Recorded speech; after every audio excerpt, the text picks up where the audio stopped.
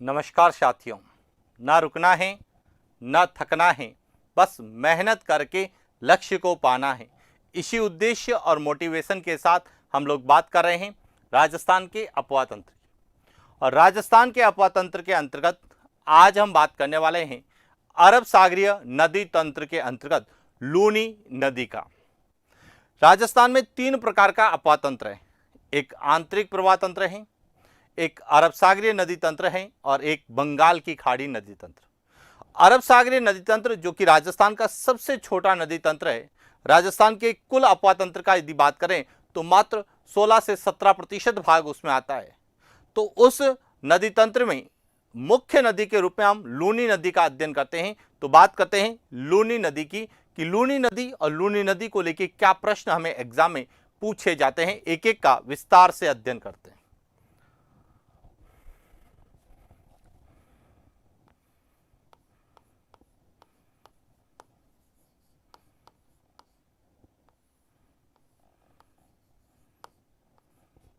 राजस्थान का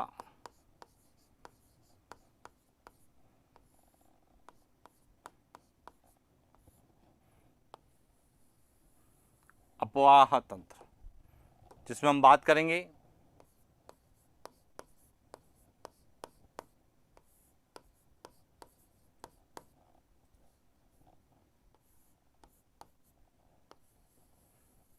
लूनी नदी। अब देखिए लूनी नदी को समझना। लूनी नदी जो कि कहां से निकलती है,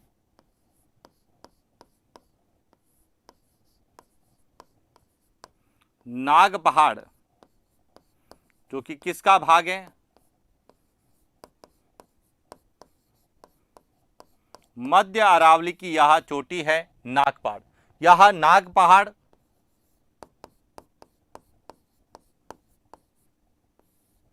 अजमेर से निकलती है, यानी कि इसका उद्गम स्थल कौन सा है, नाग पहाड़ अजमेर। और ये नाग पहाड़ अजमेर से नागौर, ब्यावर, पाली, जोधपुर ग्रामीण, बालोतरा, बाड़मेर, सांचौर होते हुए यहां कच्छ के रण में इसका समाप्ति स्थल है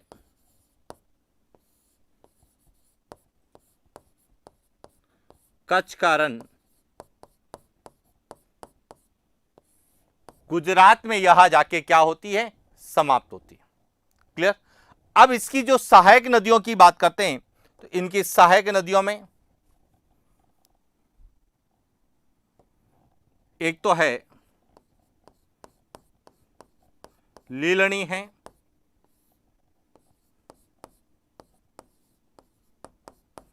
मीठड़ी है, बांडी है, सूकड़ी है, जवाई है,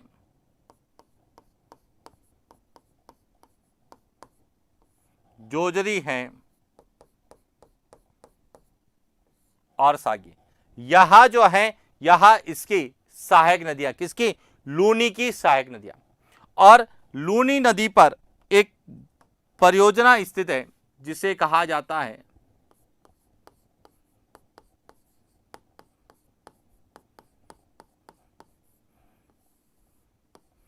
जसवंत सागर बांध, जो कि जोधपुर ग्रामीण में और इसी लूनी नदी के किनारे बालोतरा में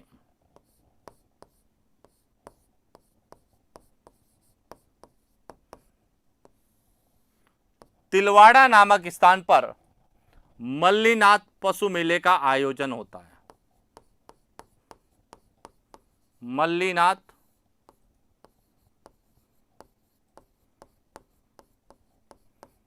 पशु मेला जो कि तिलवाड़ा, पहले बालोतरा में, बाड़मेर में था, अब यह बालोतरा में, तो तिलवाड़ा बालोतरा में मल्लीनाथ पशु मेले का आयोजन होता है।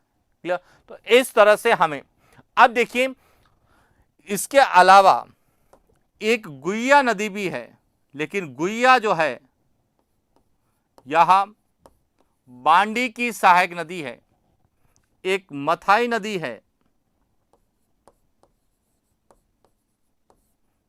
यह जवाई की सहायक नदी है और एक खारी, यह भी जवाई की सहायक नदी है। तो ये ध्यान रखना, खारी, मथई और गुहिया यह लूनी की सहायक नहीं है, लेकिन लूनी नदी तंत्र के अंतर्गत भी इनका अध्ययन किया जाता है, क्योंकि यह लूनी की उप सहायक नदी है। तो इस तरह से हमें लूनी नदी को लेके जो प्रश्न पूछे जाते हैं उन पर हम बात करते हैं कि क्या प्रश्न हमसे पूछा जाता है। सबसे पहला प्रश्न पूछा जाता है लूनी का अन्य नाम।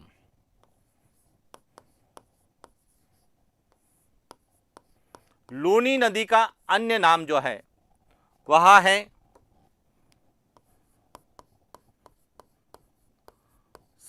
सागरमती,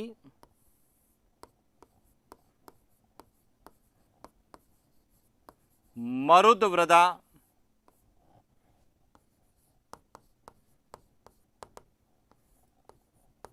अंतः सलिला,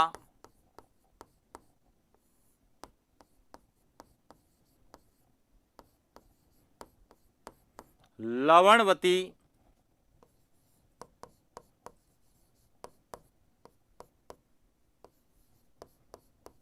आदि खारी,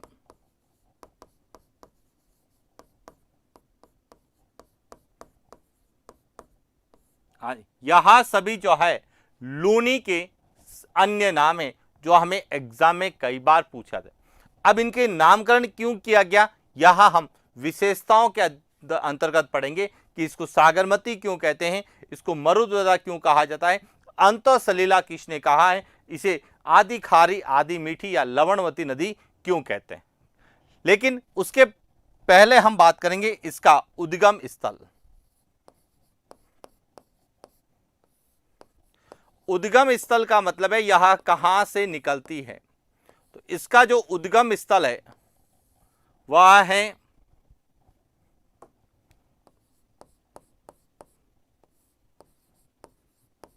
नाग पहाड़,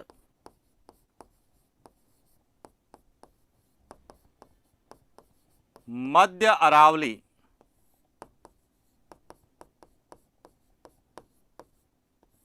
कि यह मध्य अरावली अजमेर के नाग पहाड़ से निकलती है, इसका उद्गम स्थल है नाग पहाड़। इसके बाद इसका प्रवाह क्षेत्र,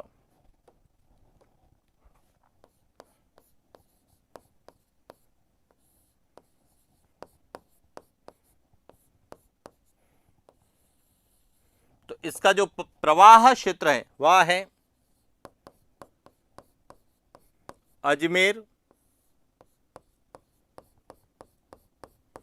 नागौर, ब्यावर, पाली,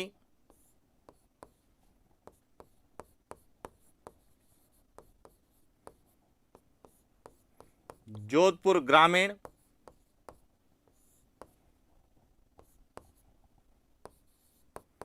बालोतरा,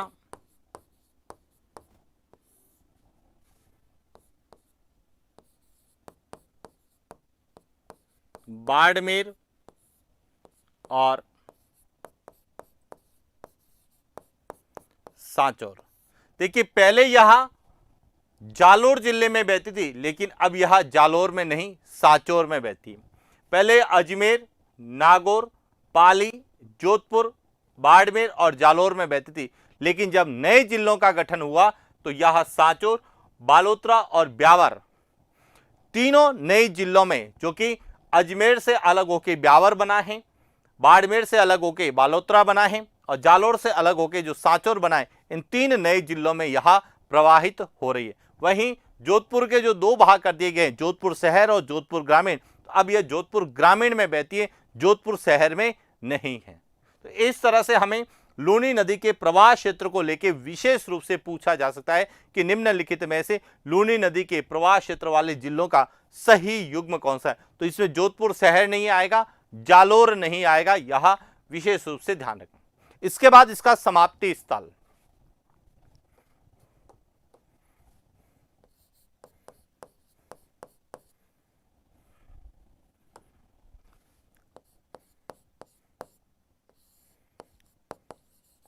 समाप्ति स्थल कि यह कहां जाके समाप्त होती है, तो यह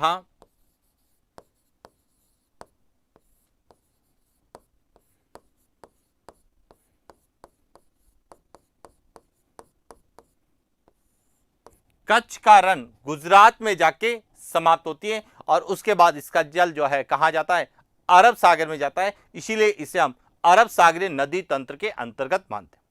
अब इसकी जो कुल लंबाई है वह 356 या 495 किलोमीटर है, जिसमें से राजस्थान में लंबाई जो है वह इसकी 330 किलोमीटर है। कुल लंबाई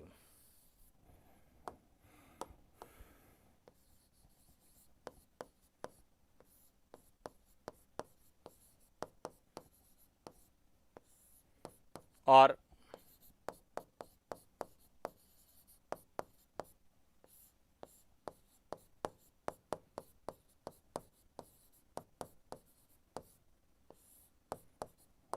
राजस्थान में लंबाई, इसकी कुल लंबाई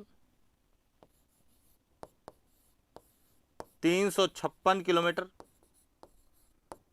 495 किलोमीटर और राजस्थान में इसकी लंबाई 330 किलोमीटर। तो यह ध्यान रखना कि इसकी कुल लंबाई जो है वह अलग अलग जगह अलग अलग है, कई जगह 356 है तो कई जगह 495, लेकिन राजस्थान में लंबाई जो है वह 330 किलोमीटर। तो इस तरह से लूनी नदी को लेके जो हमें प्रश्न पूछे जाते हैं, एक तो अन्य नाम, उद्गम स्थल, प्रवाह क्षेत्र, समाप्ति स्थल, कुल लंबाई और राजस्थान में लंबाई, और दूसरा पूछा जाता है इसकी सहायक नदियां कौन सी। अब लूनी नदी की क्या विशेषताएं हैं, तो देखिए लूनी नदी की विशेषताओं की बात करें तो एक एक विशेषता के बारे में हम विस्तार से अध्ययन करने वाले हैं कि लूनी नदी की क्या विशेषता है।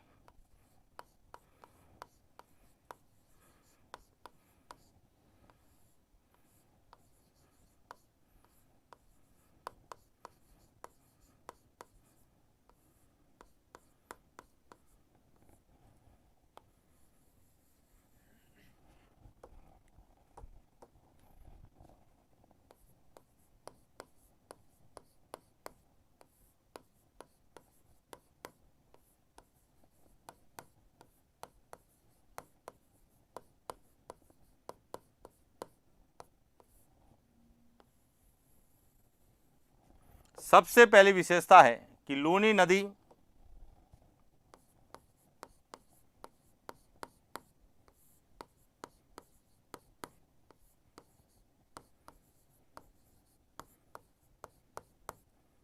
पश्चिमी राजस्थान की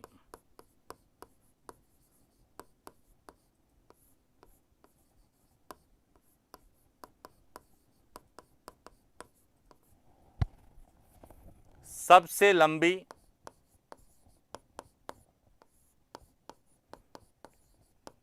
सबसे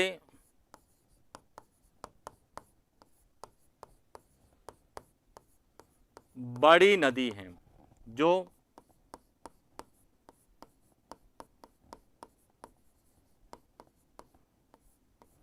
राजस्थान के कुल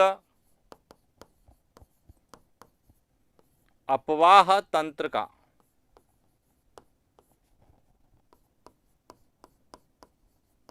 लगभग 10.40% है। तो सबसे पहला पॉइंट ये ध्यान रखना कि यह राजस्थान की पश्चिमी राजस्थान की सबसे लंबी और सबसे बड़ी नदी है, जो कि राजस्थान के कुल अपवाह तंत्र का लगभग 10.40% है। पहले पॉइंट क्लियर होगी। दूसरी बात है कि लूनी नदी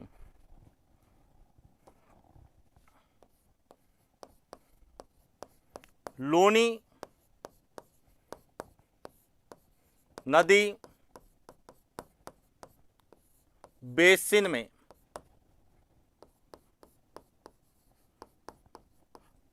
प्राचीन झलोड़ मृदा, जिसे कहा जाता है बांगर,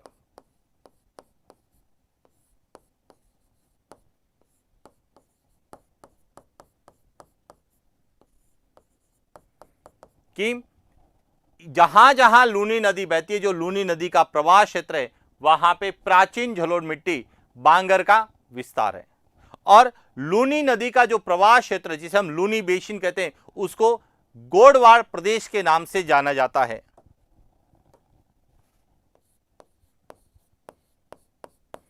लूनी नदी का प्रवाह क्षेत्र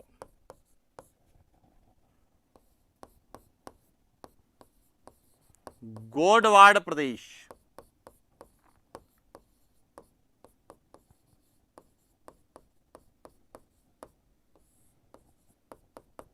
कहलाता है।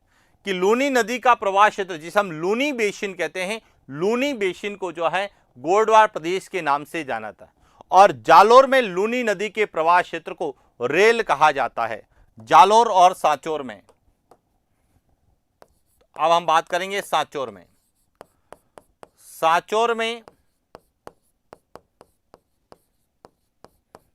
लूनी नदी के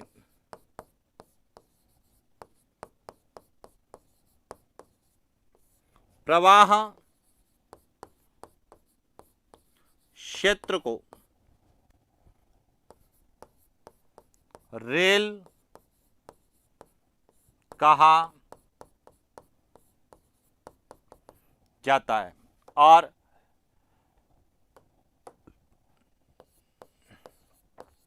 लूनी बेसिन में विशेष रूप से सांचौर,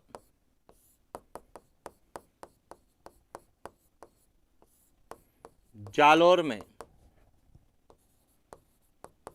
वर्षा जल संरक्षण की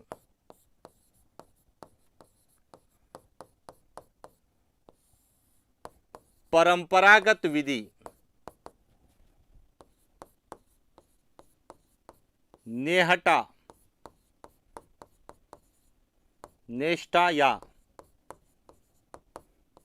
नेड़ा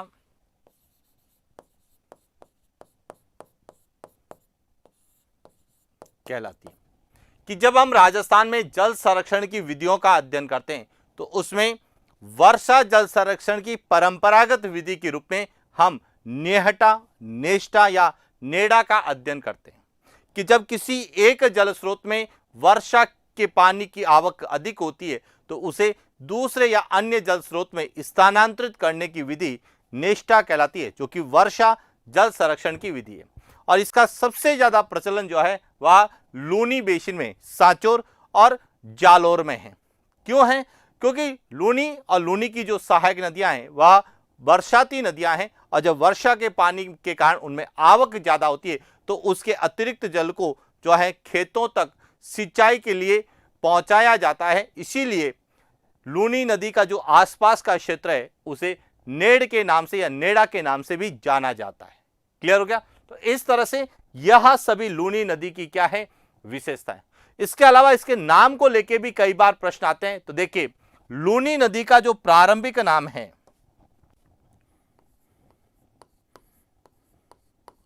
लूनी नदी का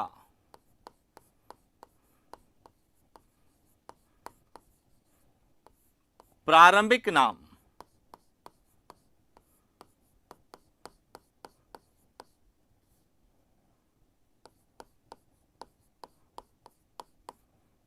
सागरमती।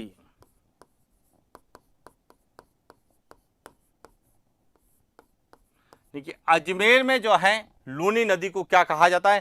सागरमती कहते हैं। कि जब लूनी नदी निकलती है तो वह सागरमती के नाम से जानी जाती है। जबकि वैदिक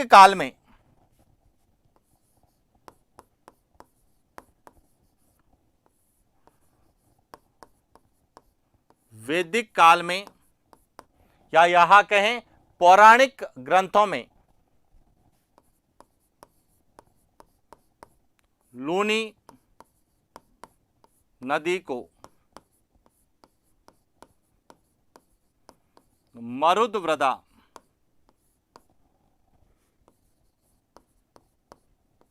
कहा।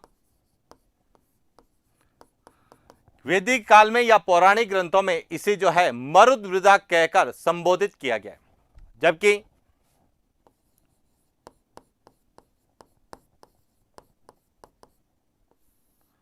कालिदास ने अपनी रचना में लूनी नदी को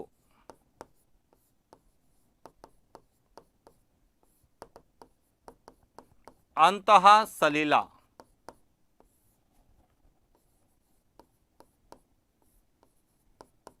क्या कहा है? अंतः सलिला कहा है। अब इसे लवणवती नदी क्यों कहते हैं? कि लूनी नदी का जल जो है वह अन्य नदियों की अपेक्षा अधिक लवणीय खारा है, इसीलिए इसे लवणवती नदी कहते हैं। अब इसके खारेपन का मुख्य कारण है वह है पचपदरा झील का पानी। जब यह बालोतरा में पचपदरा से गुजरती है तो पचपदरा झील का लवण इसमें मिल जाता है और इसी के परिणाम स्वरूप इसकी जो है लवणता अन्य नदियों से ज्यादा हो जाती है, इसीलिए इसे लवणवती, आदि खारी या आदि मीठी नदी के नाम से जाना जाता है। तो इस तरह से हमें लूनी नदी के नाम को लेकर भी प्रश्न पूछे जाते हैं। इसके बाद बात करें इसकी विशेषताओं की, तो लूनी नदी का जो उत्तरी बेसिन है, यानी लूनी बेसिन का जो उत्तरी भाग है, लूनी बेसिन का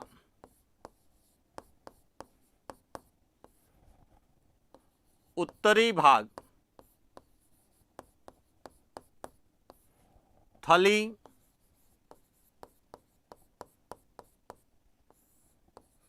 कहलाता है। कि लूनी बेसिन का जो उत्तरी भाग है उसे क्या कहा जाता है? थली। और थली जो है यह थार के मरुस्थल का स्थानीय नाम है। थली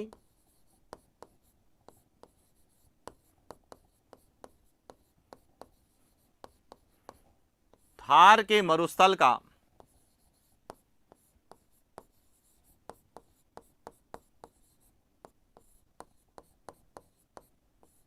कई बार पूछा गया है कि थार के मरुस्थल या मरुस्थल को स्थानीय भाषा में क्या कहा जाता है?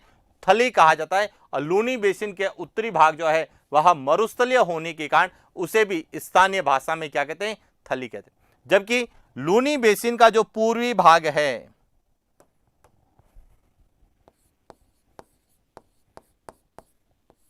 लूनी बेसिन का पूर्वी भाग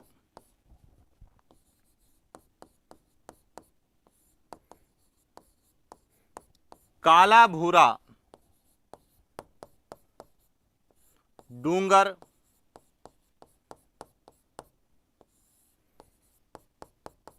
कहलाता है। अब लूनी बेसिन का पूर्वी भाग काला भूरा डूंगर कहलाता है। क्यों? क्योंकि लूनी बेसिन के पूरब में पाली और जालौर में अरावली की पहाड़ियां हैं और इन पहाड़ियों को ही स्थानीय भाषा में काला भूरा डूंगर की संज्ञा दी गई। तो इसीलिए ध्यान रखना, अरावली के बेसिन के लूनी बेसिन के पूरब में अरावली है, जबकि लूनी बेसिन के उत्तरी जो भाग है वहां पे पूरे थार के मरुस्थल का विस्तार है। इसीलिए लूनी बेसिन के उत्तरी भाग और पूर्वी भाग को अलग अलग नामों से जाना जाता है और ये भी कई बार परीक्षा में पूछे जाते हैं, विशेष रूप से कि काला भूरा डूंगर का संबंध किससे है, थली का संबंध किससे है। सामान्यतः थली हम मरुस्थल को कहते हैं, लेकिन जब नदियों के संदर्भ में पूछे जाते हैं तो इसका संबंध लूनी बेसिन से है। क्लियर हो गया? तो इस तरह से हमें लूनी की नदी की जो विशेषताएं विशेष रूप से हमें एग्जाम में पूछी जाती है। इसके बाद बात करते हैं जो सबसे बड़ी विशेषता है वह है कि लूनी नदी के किनारे मल्लीनाथ पशु मेले का आयोजन होता है तिलवाड़ा बालोतरा में।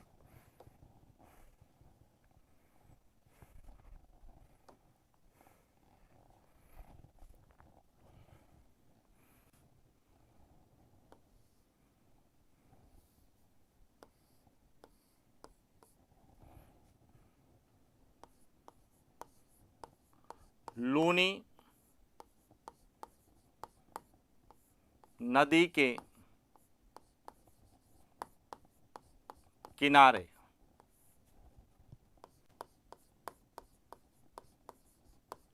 तिलवाड़ा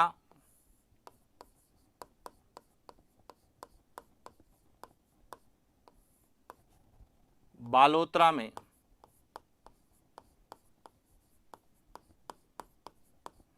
मल्लीनाथ पशु मेला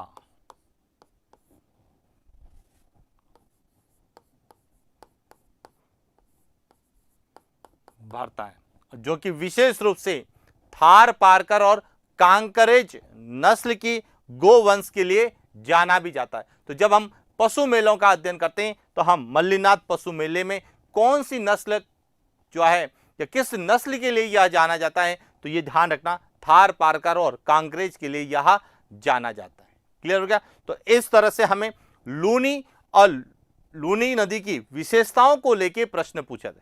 इसके बाद आता है लूनी नदी की सहायक नदियां, कि लूनी की कौन सी सहायक नदियां हैं। तो देखिए, लूनी नदी की यदि सहायक नदियों की बात करें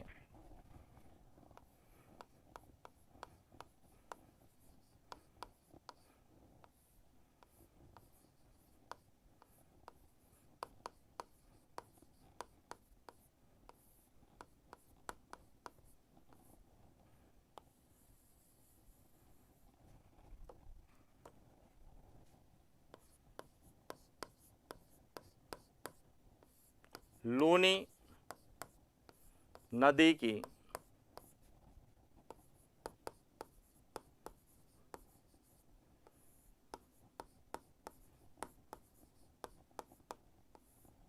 सहायक नदियां, लूनी नदी की सहायक नदियों को दो तरीके से पूछा जाता है। एक तो पूछा जाता है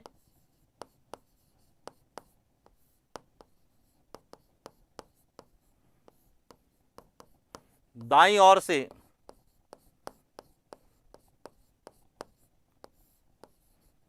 मिलने वाली, और एक पूछा जाता है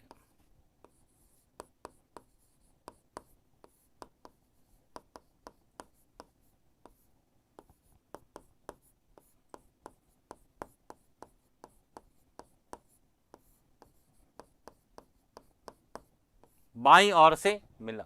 एक तो इन दोनों के बारे में विशेष रूप से पूछा जाता है। अब यहां पे समझना, दाईं ओर से जो मिलने वाली एकमात्र नदी है वह है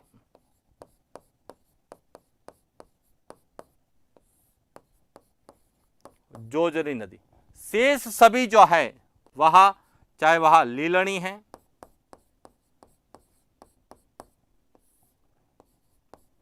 मीठड़ी है, बांडी है, सूकड़ी है, जवाई है या सागी, यह सभी जो है वह दाईं ओर से मिलती है। दूसरा पूछा जाता है लूनी नदी की सहायक नदियों का क्रम। उद्गम से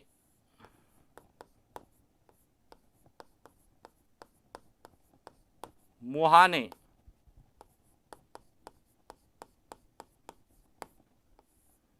समाप्ति स्थल की और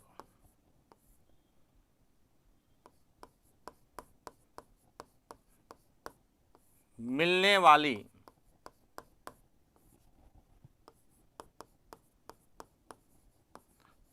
सहायक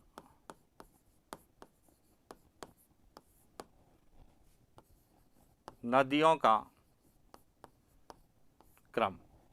अब इसमें देखिए, सबसे पहले जो मिलती है वह है लीलनी, उसके बाद मीठड़ी, फिर है बांडी, उसके बाद जोजरी, फिर सूकड़ी, फिर जवाई, और उसके बाद है सागी। तो यह जो है यह सभी लूनी नदी में उद्गम से समाप्ति की ओर मिलने वाली सहायक नदियों का क्रम है, जबकि यह जो है लूनी में दाईं ओर से और बाईं ओर से मिलने वाली नदियां हैं। तो कई बार प्रश्न आता है कि लूनी में दाईं ओर से मिलने वाली एकमात्र नदी कौन सी है, तो वह जोजरी नदी है। बाकी सभी नदियां बाईं ओर से मिलती, और ये सभी नदियां जो है अरावली से निकलती है।